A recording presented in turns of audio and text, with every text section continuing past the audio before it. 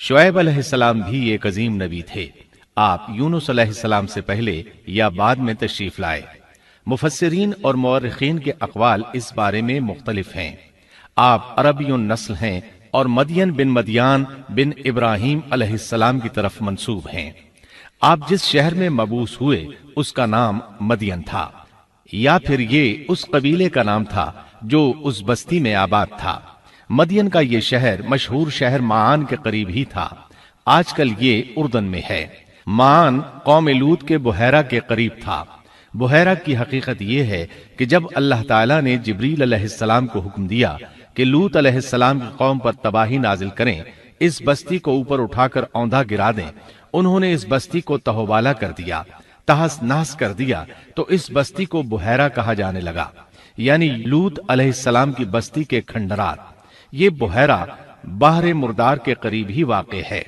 सैयदना शुएब अलैहिस्सलाम की कौम एक काफिर और ताजिर कौम थी। बुतों की पूजा करती थी और डाके डालती थी। ये लोग तिजारती रास्तों पर खड़े हो जाते, तिजारती काफिलों को इस तरह लूटते थे कि हर काफिले से जबरन 10वां हिस्सा वसूल कर लेते थे। खुद भी मिलावट, हेराफेरी और धोखाबाजी के माहिर थे। मिलावट तो गोया उनकी घुट्टी में पड़ी थी। तमाम अंबियाए किराम अलैहिमुस्सलाम की जिम्मेदारी होती है कि लोगों को खालिस अल्लाह की इबादत की तरफ बुलाएं, दुरुस्त आमाल और सही अकायद की तरफ उनकी रहनुमाई करें।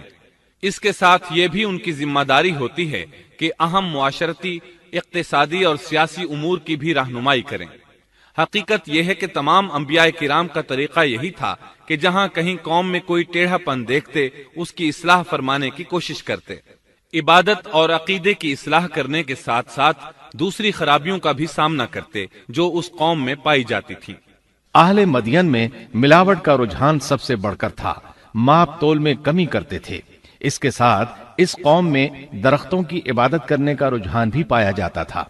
वो दरख्तों के पुजारी थे। इसीलिए अल्लाह ताला ने सूरतुल हिज्र आयत 78 में फरमाया है, और बेशक ऐका वाले भी बड़े जालिम थे। इसी तरह सूरतुश शुआरा आयत 176 में बारी ताला फरमाते हैं, ऐका वालों ने भी रसूलों को झुटलाया। इस कौम ने तो सिर्फ शुएब अलैहिस्सलाम की तकजीब की थी, फिर अल्लाह ताला ने रसूलों की तकजीब क्यों फरमाया? इसका जवाब यह है कि एक रसूल और नबी की तकजीब तमाम अंबियाए किराम की तकजीब है, क्योंकि सब अंबियाए किराम की दावत एक है। सब के सब एक ही दावत देते रहे हैं, सबका एक ही ऐलान था, तुम अल्लाह की इबादत करो और उसी से डरो और मेरा कहना मानो। ये थी तमाम अंबियाए किराम की दावत। अल्लाह सूरतुल आराफ आयत 59 में फरमाते हैं, तुम अल्लाह की इबादत करो, उसके सिवा तुम्हारा कोई माबूद नहीं। मतलब ये कि तमाम अंबिया की दावत एक ही थी। अब जो आदमी सिर्फ एक नबी को झुटलाता है, उसकी तालीमात से कुफ्र करता है, तो गोया वो सबको झुटलाता है, सभी की तालीमात से इनकार करता है। यही वजह है कि अल्लाह ताला ने फरमाया, ऐका वालों ने रसूलों को झुटलाया, बावजूद इसके कि उन्होंने सिर्फ एक रसूल को झुटलाया था। शुएब अलैहिस्सलाम ने कौम को दावत देनी शुरू की। अल्लाह ताला सूरह आराफ आयत 85 में फरमाते हैं, और हमने मदियन की तरफ उनके भाई शुएब को भेजा। उन्होंने फरमाया, ऐ मेरी कौम, तुम अल्लाह की इबादत करो, उसके सिवा तुम्हारा कोई माबूद नहीं। तुम्हारे पास तुम्हारे परवरदिगार की तरफ से वाज़ेह दलील आ चुकी है। सब के सब अंबियाए किराम मोजज़ात के साथ तशरीफ लाए हैं। अगर मोजज़ात न होते तो लोगों को कैसे पहचान होती कि वो हक पर हैं? मोजज़ात न होते तो हम एक सच्चे नबी और नबुव्वत के झूठे मुद्दई के दरमियान फर्क कैसे कर सकते थे? नबी बरहक तो मोजज़ात लेकर आता है। दुनिया में कोई नबी ऐसा नहीं आया जो मोजज़ात लेकर न आया हो। मोजज़े की तारीफ में उलमा लिखते हैं, मोजज़ा उस खिलाफ आदत अम्र को कहते हैं जो इंसानों की ताकत से बाला हो और उसमें किसी आदमी का अमल दखल न हो, यानी जिसको पेश करने से इंसान आजिज हो। आजिज करने वाली वही चीज होती है जो जमीनी कवानीन और जवाबित के खिलाफ हो। मसलन मुर्दों का जिंदा करना, पहाड़ों को चीर कर ऊंटनी का निकल आना, लाठी का सांप बन जाना, चांद का 2 टुकड़े होना और दीगर मौजज़ात। मुख्तसर ये कि जो नबी दुनिया में तशरीफ लाए, कोई ना कोई मौजज़ा जरूर साथ लाए, ताकि लोग उनकी सच्चाई पर ईमान ले आए। اگر کوئی شخص نبوت کا دعویٰ کرے اور ہاتھ کی صفائی سے کوئی شعبدہ دکھائے تو وہ معجزہ نہیں ہے۔ معجزہ ہونے کے لیے چند شرائط ہیں۔ نمبر 1، وہ کام خلاف عادت ہو، قوانین فطرت کو توڑنے والا ہو۔ نمبر 2، اس کام کو اللہ کسی نبی یا رسول کے ہاتھوں پر ظاہر کرے۔ نمبر 3، عورتوں سے ظاہر نہ ہو، اس لیے کہ انبیاء سب کے سب مرد تھے۔ اللہ تعالیٰ سورہ یوسف آیت 109 میں فرماتے ہیں، آپ سے پہلے ہم نے جتنے رسول بھیجے سب مرد ہی تھے۔ نمبر 4، اس معجزے سے وہ دوسروں کو چیلنج بھی کرے کہ مخالفین میں سے کوئی ایسا کر کے دکھائے، چاہے سب مل کر دکھائیں، مطلب یہ کہ وہ معجزہ سب کے لیے چیلنج ہو۔ شعیب علیہ السلام نے بھی اپنے معجزے کے ذریعے اپنی قوم کو چیلنج کیا۔ اللہ تعالیٰ ان کی زبان سے سورہ آراف آیت 85 میں فرماتے ہیں، تمہارے پاس تمہارے رب کی طرف سے واضح دلیل آ چکی ہے۔ شعیب علیہ السلام ایسے واضح اور روشن امور ان کے سامنے پیش کرتے ہیں کہ جن پر عمل پیرا ہو کر وہ دنیا و آخرت میں فلاح پا سکتے تھے۔ سورۃ الاعراف آیت 85 میں ہے، بس تم ناپ تول پورا کیا کرو اور لوگوں کو ان کی چیزیں کم کر کے مت دو، اور روئے زمین میں اس کے بعد کہ اس کی درستی کر دی گئی فساد مت پھیلاؤ، یہ تمہارے لیے فائدہ مند ہے اگر تم تصدیق کرو۔ اللہ تعالیٰ سورۃ الاعراف آیت 86 میں فرماتے ہیں، اور تم سڑکوں پر اس غرض سے مت بیٹھا کرو کہ اللہ پر ایمان لانے والوں کو دھمکیاں دو۔ مطلب یہ کہ تمام تجارتی راستوں میں کٹوتیاں کرنے کے لیے نہ بیٹھا کرو، اگر وہ تمہیں رقوم ادا نہیں کرتے تو تم انہیں دھمکیاں دیتے ہو، جیسا کہ سورۃ الاعراف آیت 86 میں ہے۔ اور تم سڑکوں پر اس غرض سے نہ بیٹھو کہ اللہ پر ایمان لانے والوں کو دھمکیاں دو اور اللہ کی راہ سے روکو اور اس میں کجی تلاش کرنے میں لگے رہو۔ اللہ تعالیٰ سورۃ الاعراف آیت 86 میں فرماتے ہیں، اور اس حالت کو یاد کرو جبکہ تم کم تھے، پھر اللہ نے تمہیں زیادہ کر دیا۔ ان کی تعداد بالکل تھوڑی سی تھی، اللہ نے بڑی تیزی سے ان کی تعداد میں اضافہ کر دیا، لیکن جب انہوں نے شعیب علیہ السلام کی بات کو نہ مانا تو ان کا انجام کیا ہوا؟ اللہ تعالیٰ سورۃ الاعراف آیت 86 میں فرماتے ہیں، اور دیکھو کیسا انجام ہوا فساد کرنے والوں کا۔ لوط علیہ السلام کی قوم چونکہ ان کے قریب ہی تھی، اس لیے ان کے انجام سے ڈرایا جا رہا ہے۔ قوم لوط کا واقعہ ان کے ہاں مشہور تھا۔ شعیب علیہ السلام کی دعوت کا تذکرہ سورہ ہود آیت 88 میں ہے کہ شعیب علیہ السلام نے اپنی قوم کو مخاطب کر کے فرمایا، میرا ارادہ تو اپنی طاقت بھر اصلاح کرنے ہی کا ہے۔ دائی حضرات پر صرف اپنی بساط کے مطابق پیغام پہنچا دینا ہوتا ہے۔ لوگوں کو ایمان لانے پر مجبور کرنا انبیاء اور دائی حضرات کے مشن میں شامل نہیں ہے۔ اللہ تعالیٰ سورۃ الغاشیہ آیت 22 میں فرماتے ہیں، آپ ان پر محاسب نہیں ہیں۔ مطلب یہ کہ آپ انہیں ایمان لانے اور راہ راست پر چلانے کے لیے مجبور نہیں کر سکتے۔ آپ کے ذمے یہی امر ہے کہ آپ ان کی اصلاح کرنے کی کوشش کریں۔ سورہ ہود آیت 88 میں ہے، میرا ارادہ تو اپنی طاقت بھر اصلاح کرنے کا ہی ہے، میری توفیق اللہ ہی کی مدد سے ہے، اسی پر میرا بھروسہ ہے اور اسی کی طرف میں رجوع کرتا ہوں۔ جب شعیب علیہ السلام نے انہیں ان باتوں کی طرف دعوت دی تو انہوں نے کفر کیا، آپ کو جھٹلایا، بلکہ یوں کہنے لگے، انہوں نے جواب دیا کہ اے شعیب، کیا تیری نماز تجھے یہی حکم دیتی ہے کہ ہم اپنے باپ دادوں کے معبودوں کو چھوڑ دیں اور ہم اپنے مالوں میں جو کچھ چاہیں اس کا کرنا بھی چھوڑ دیں؟ آج بھی بعض لوگوں کا یہی حال ہے، وہ سمجھتے ہیں دین کا مطلب ہے مسجدوں کی حد تک عبادت کر لو، سیاسی اور معاشرتی زندگی میں دین کی کوئی ضرورت نہیں سمجھتے۔ ان معاملات کو دین سے الگ چیز تصور کرتے ہیں، کہتے ہیں بس جی یہ تو دنیا کے مشاغل ہیں۔ یہی حال تھا شعیب علیہ السلام کی قوم کا۔ سورہ ہود آیت 87 کے آخر میں ہے، تو بڑا ہی باوقار اور نیک چلن آدمی ہے۔ مطلب یہ کہ انہوں نے مذاق کے انداز میں ان سے کہا، تو بڑا عقل مند ہے، کیوں ناراض ہوتا ہے؟ سیدنا ابن عباس رضی اللہ عنہما سے روایت ہے کہ وہ یہ بات ان سے مذاق کے انداز میں کہتے تھے، ان کی تعریف نہیں کرتے تھے۔ پھر شعیب علیہ السلام نے ان الفاظ میں سمجھایا، اور اے میری قوم، میرے خلاف ضد تمہارے لیے اس بات کا باعث نہ ہو جائے کہ تمہیں بھی ویسا ہی معاملہ پیش آ جائے جیسا قوم نوح یا قوم ہود یا قوم صالح کو پیش آ چکا ہے، اور قوم لوط تو تم سے کچھ دور نہیں۔ مطلب یہ تھا کہ قوم لوط تو تمہارے بالکل نزدیک تھی، ان پر آنے والے عذاب سے تو تم خود اچھی طرح خبردار ہو، جانتے ہو ان کے ساتھ کیا سلوک ہو چکا ہے۔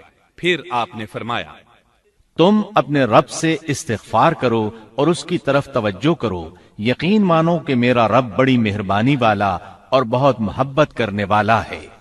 جب وہ اپنی ضد پر اڑے رہے تو شعیب علیہ السلام نے یوں فرمایا، تو ذرا ٹھہر جاؤ یہاں تک کہ ہمارے درمیان اللہ فیصلہ کیے دیتا ہے، اور وہ سب فیصلہ کرنے والوں سے بہتر ہے۔ پہلے تو عام واعظ و نصیحت فرمائی، جب قوم نہ سمجھی تو انہیں سابقہ ہلاک شدہ قوموں کی مثالیں دی، ڈرایا کہ کہیں تمہیں بھی ایسے ہی عذابوں سے دوچار نہ ہونا پڑے، لیکن انہوں نے کسی بات کا اثر نہ لیا، الٹا یوں کہنے لگے، تو ان میں سے ہے جن پر جادو کر دیا جاتا ہے، اور تو ہم ہی جیسا ایک انسان ہے، اور ہم تو تجھے جھوٹ بولنے والوں میں سے ہی خیال کرتے ہیں۔ اگر تو سچے لوگوں میں سے ہے تو ہم پر آسمان کا کوئی ٹکڑا گرا دے۔ مطلب یہ کہ آخرکار یہ لوگ پہلے لوگوں یعنی عاد اور سمود کے نقش قدم پر چلنے لگے، ان کے انبیاء انہیں حق کی طرف بلاتے رہے، وہ انکار کرتے رہے، آخر ان پر اللہ کے عذاب اترے۔ ایسے ہی یہ لوگ بھی شعیب علیہ السلام کو دھمکیاں دینے لگے، ان کے مقابلے پر اتر آئے۔ سورۃ الاعراف آیت 88 میں ہے کہ شعیب علیہ السلام کی قوم کے کافر سرداروں نے ان سے کہا، ان کی قوم کے متکبر سرداروں نے کہا، اے شعیب، ہم آپ کو اور جو آپ کے ہمراہ ایمان والے ہیں انہیں اپنی بستی سے نکال دیں گے، یا یہ کہ تم ہمارے مذہب میں پھر آ جاؤ۔ شعیب نے جواب دیا، کیا ہم تمہارے مذہب میں آ جائیں؟ گو ہم اس کو مکروہ ہی سمجھتے ہوں۔ قوم کے سردار تکبر کرتے ہوئے مزید کہنے لگے کہ اگر تو اپنی دعوت پر اڑا رہا تو ہم تجھے مدین سے نکال دیں گے۔ جواب میں شعیب علیہ السلام نے کہا، اگر عذاب سے بچنا ہے تو میری بات مان لو۔ انہوں نے نہ صرف آپ کی بات ماننے سے انکار کر دیا بلکہ ان کا مذاق بھی اڑانے لگے۔ اس کا ذکر سورہ ہود آیت 91 میں آیا ہے۔ انہوں نے کہا، اے شعیب، تیری اکثر باتیں تو ہماری سمجھ ہی میں نہیں آتی۔ شعیب علیہ السلام نے انہیں پھر سمجھایا تو وہ بولے، اے شعیب، تیری اکثر باتیں تو ہماری سمجھ ہی میں نہیں آتی، اور ہم تو تجھے اپنے اندر بہت کمزور پاتے ہیں۔ اگر تیرے قبیلے کا خیال نہ ہوتا تو ہم تجھے سنسار کر دیتے، اور ہم پر تمہارا دباؤ تو ہے ہی نہیں۔ اس پر آپ نے فرمایا، اے میری قوم کے لوگو، کیا تمہارے نزدیک میرے قبیلے کے لوگ اللہ سے بھی زیادہ عزت والے ہیں؟ مطلب یہ کہ تم میری قوم قبیلے سے تو ڈرتے ہو لیکن اللہ تعالیٰ کا تمہیں کچھ بھی ڈر نہیں۔ اس موقع پر انہوں نے اپنی قوم کو یوں خبردار کیا، اے میری قوم، اب تم اپنی جگہ عمل کیے جاؤ، میں بھی عمل کر رہا ہوں۔ بہت جلد تمہیں معلوم ہو جائے گا کہ کس کے پاس وہ عذاب آتا ہے جو اسے رسوا کر دے، اور کون ہے جو جھوٹا ہے۔ تم بھی انتظار کرو، میں بھی تمہارے ساتھ انتظار کرتا ہوں۔ پھر آپ نے دعا فرمائی، اے اللہ، میرے اور میری قوم کے درمیان فیصلہ کر دے۔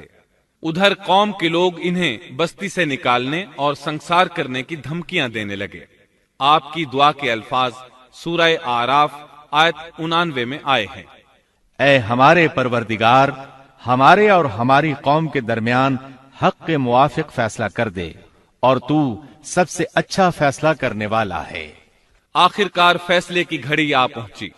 اللہ تعالیٰ نے سیدنا شعیب علیہ السلام اور ان پر ایمان لانے والوں کو نجات عطا فرمائی، اور ان کی قوم پر عجیب و غریب عذاب نازل ہونا شروع ہوا، اور عذاب صرف ایک ہی قسم کا نہیں تھا، کئی نوعیتوں اور شکلوں میں آیا۔ اللہ سبحانہ و تعالی ہمیں اپنی قدرت کی نشانیاں دکھاتے ہیں کہ قوم عاد کس طرح تند و تیز ہواؤں سے تباہ کی گئی، جبکہ شعیب علیہ السلام کی قوم کو اس کے بالکل برعکس عذاب دیا گیا۔ اللہ تعالیٰ نے ہوا کو روک لیا، حالت ایسی ہو گئی کہ ہوا بالکل نہ چلی، گرمی اور حرارت تیز ہو گئی۔ پھر اللہ تعالیٰ نے بستی سے باہر ایک بادل بھیجا، اس کے نیچے سایہ تھا، بچے، بوڑھے، جوان اور عورتیں سبھی اس سائے میں جگہ پانے کے لیے بھاگے تاکہ گرمی سے بچ سکیں۔ آخر بادل کے نیچے پہنچ کر بیٹھ گئے۔ جو ہی سب وہاں پہنچ کر بیٹھے، ان کے نیچے کی زمین ہلنے لگی، ہچکولے کھانے لگی، یہاں تک کہ زلزلہ شروع ہو گیا، سب گھٹنوں کے بل گرتے چلے گئے۔ اسی وقت جبریل علیہ السلام تشریف لائے اور ایسی زوردار چیخ ماری کہ اس چیخ کی شدت کی تاب نہ لاتے ہوئے سب کے سب وہیں ڈھیر ہو گئے۔ اللہ تعالیٰ سورۃ الشعراء آیت 189 میں فرماتے ہیں، پس انہیں سائبان والے دن کے عذاب نے پکڑ لیا۔ جب انہوں نے سائے اور ہوا کو گم پایا تو بادل کو دیکھتے ہی اس کے سائے کی طرف لپکے، لیکن اس میں تو عذاب تھا اور انہوں نے یہی تو کہا تھا، اگر تم سچے لوگوں میں سے ہو تو ہم پر آسمان کا کوئی ٹکڑا گرا دو۔ بس اللہ تعالی نے آسمان سے ایسا ہی عذاب بھیج دیا۔ اللہ سورہ آراف آیت 91 میں فرماتے ہیں، پس انہیں زلزلے نے آ پکڑا، سو وہ اوندھے کے اوندھے پڑے رہ گئے۔ اللہ تعالی مزید فرماتے ہیں، سورہ ہود آیت 94 تا 95 میں ہے، جب ہمارا عذاب آ پہنچا ہم نے شعیب کو اور ان کے ساتھ تمام مسلمانوں کو اپنی خاص رحمت سے نجات بخشی، اور ظالموں کو سخت چنگھاڑ نے آ پکڑا جس سے وہ اپنے گھروں میں اوندھے پڑے رہ گئے، گویا کہ وہ ان گھروں میں کبھی بسے ہی نہ تھے۔ آگاہ رہو، مدین والوں کے لیے بھی ویسی ہی پھٹکار ہے جیسی پھٹکار سمود پر پڑی۔ شعیب علیہ السلام اور ان پر ایمان لانے والے ان لوگوں سے دور کھڑے تھے، وہ ان کی طرف حسرت بھری نگاہوں سے دیکھ رہے تھے۔ سورہ آراف آیت 93 میں ارشاد ربانی ہے، اس وقت شعیب ان سے منہ موڑ کر چلے اور فرمانے لگے، اے میری قوم، میں نے تمہیں اپنے پروردگار کے احکام پہنچا دیے اور میں نے تمہاری خیرخواہی کی، پھر میں ان کافر لوگوں پر کیوں رنج کروں؟ اس کے بعد وہ دوبارہ مدین کی طرف لوٹ آئے، کیونکہ مدین شہر تو باقی رہ گیا تھا، صرف اہل مدین ہی تباہ ہوئے تھے۔ بعد میں لوگ آہستہ آہستہ مدین میں آ کر آباد ہونے لگے۔ مدین شہر پھر سے آباد ہو گیا، اس کی رونقیں لوٹ آئیں۔ اب مدین کے اکثر باشندے مسلمان تھے، وہ مسلمان جو شعیب علیہ السلام کے ساتھ تھے۔ وہ اور دوسرے علاقوں سے آنے والے کفار اب اس شہر کے باشندے تھے، اور یہی وہ مدین شہر تھا جس میں سیدنا موسیٰ علیہ السلام تشریف لائے تھے۔ شعیب علیہ السلام کا قصہ اپنے اختتام کو پہنچا۔